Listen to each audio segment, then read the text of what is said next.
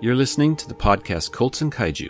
This is episode 10, entitled Cutting Room Horrors. I'm your host, Trenton Payne.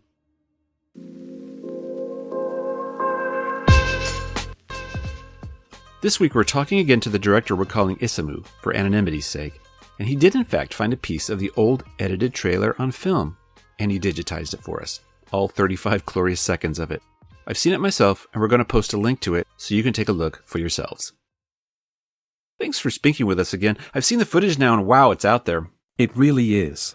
Keep in mind there was no clear vision about the TV show because Jimmy and Imi were always fighting about the script. Plus, we didn't actually have any footage of the hero because it was never shot. Imi thought we could piece something together and talk executives into giving us money to shoot a pilot. I actually thought she was just going to hire people from the ad agency to shoot actual footage and then not pay them or use funds from the company illegally.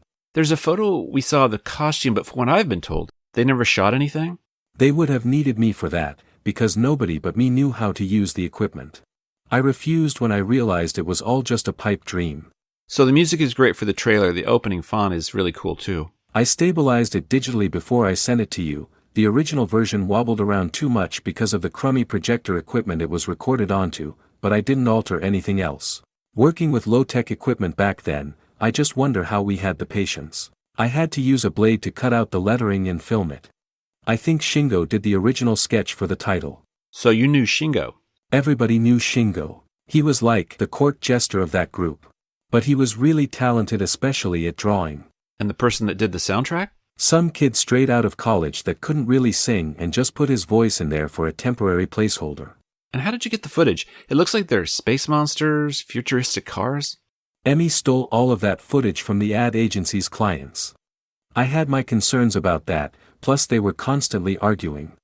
Imi wanted a more stronger female role in there and wanted the show to go in that direction. Jimmy wasn't keen to it, so finally I set them up with the editing equipment and left one night. The only reason I have that small piece of film is because it was stuck to a reel at the bottom of a box left on my doorstep. This was after Jimmy disappeared. Sorry I didn't have more. Just that little piece was great, though. I appreciate you taking the time to digitize it for us. I'd like to think that if Jimmy was alive, he would come forward and reach out to old friends, but that doesn't seem to be the case, and perhaps that will never happen. Please let me know what you find out. Since I've passed this video around, a few movie buffs I know have called out footage from several movies released during that time period, back in the 70s, including The Street Fighter from 1974, a Gamera movie, and even a Russian sci-fi film. I suppose that most of these were clients of the ad agency at one time or another.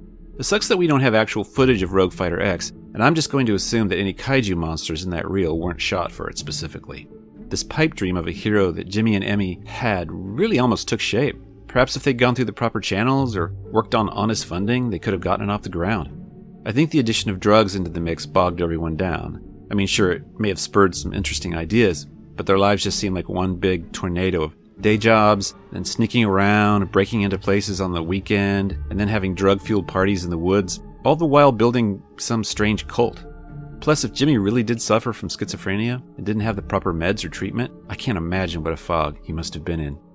Well, thanks for listening, and coming up, get ready for what will probably be our last podcast on this topic when we finish up Ren's story.